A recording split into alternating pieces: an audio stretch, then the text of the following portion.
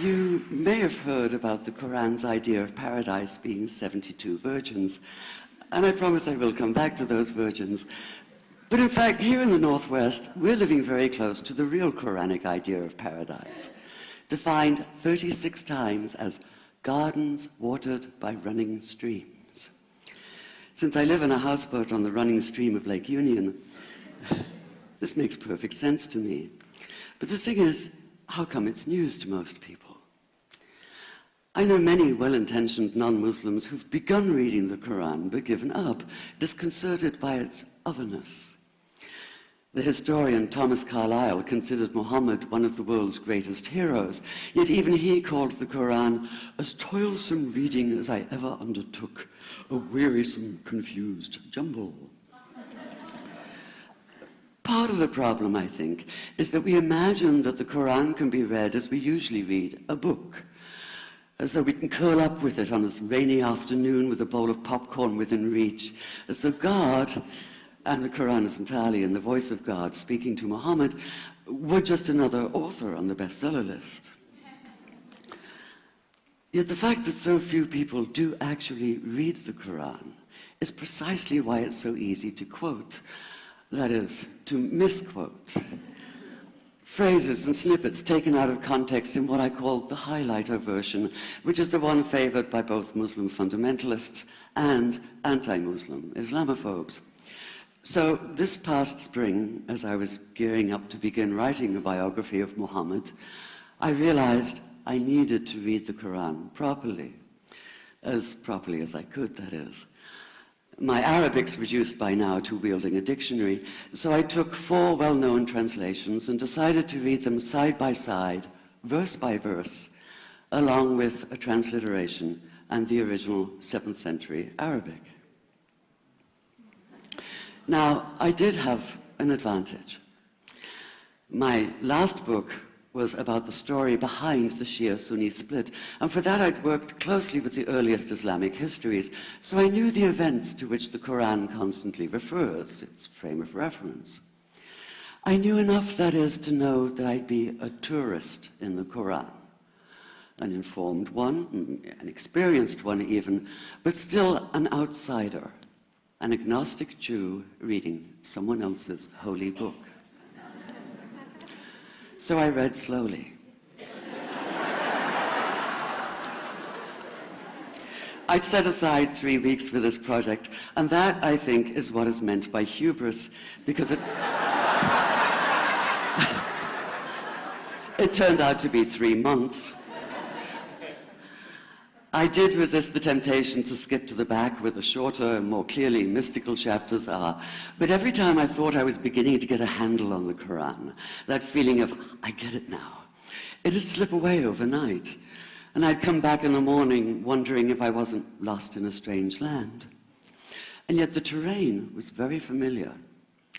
The Quran declares that it comes to renew the message of the Torah and the Gospels, so 1/3 of it reprises the stories of biblical figures like Abraham, Moses, Joseph, Mary, Jesus. God himself was utterly familiar from his earlier manifestation as Yahweh, jealously insisting on no other gods. The presence of camels, mountains, desert wells and springs took me back to the year I spent wandering the Sinai desert. And then there was the language, the rhythmic cadence of it, reminding me of evenings spent listening to Bedouin elders recite hours-long narrative poems entirely from memory. And I began to grasp why it's said that the Quran is really the Quran, only in Arabic. Take the Fatiha, the 7-verse opening chapter that is the Lord's Prayer and the Shema Israel of Islam combined. It's just 29 words in Arabic, but anywhere from 65 to 72 in translation. And yet the more you add, the more seems to go missing.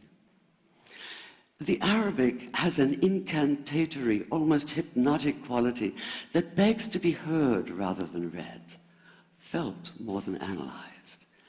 It wants to be chanted out loud, to sound its music in the ear and on the tongue. So the Quran in English is a kind of shadow of itself, or as Arthur Arbery called his version, an interpretation. But all is not lost in translation. As the Quran promises, patience is rewarded, and there are many surprises. A degree of environmental awareness, for instance, and of humans as mere stewards of God's creation, unmatched in the Bible. And where the Bible is addressed exclusively to men, using the second and third person masculine, the Quran includes women, talking, for instance, of believing men and believing women, honorable men and honorable women. Or take the infamous verse about killing the unbelievers. Yes, it does say that, but in a very specific context. The anticipated conquest of the sanctuary city of Mecca, where fighting was usually forbidden. And the permission comes hedged about with qualifiers. Not you must kill unbelievers in Mecca, but you are allowed to, but only after a grace period is over. And only if there's no other pact in place.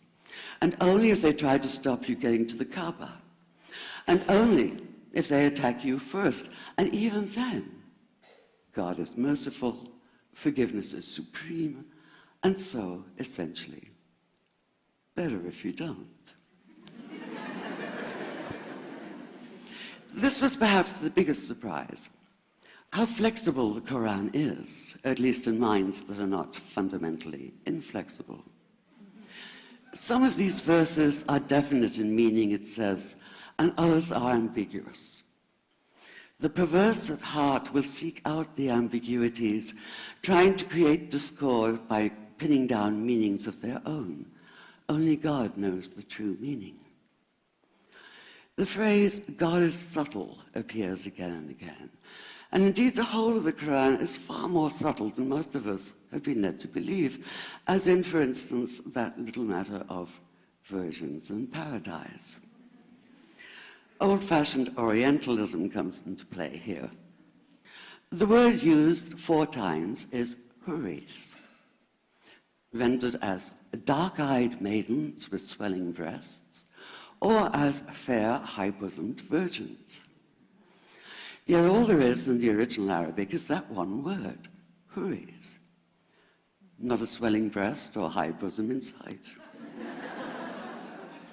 Now, this may be a way of saying pure beings, like in angels, or it may be like the Greek kos, or kore, an eternal youth.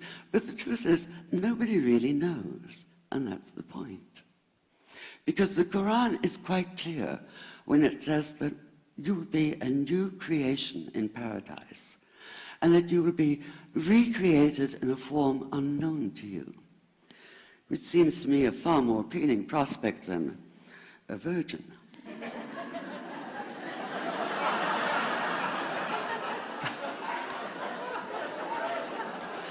And that number 72 never appears. There are no 72 virgins in the Quran. That idea only came into being 300 years later, and most Islamic scholars see it as the equivalent of people with wings sitting on clouds and strumming harps. Paradise is quite the opposite. It's not virginity, it's fecundity, it's plenty, it's gardens watered by running streams.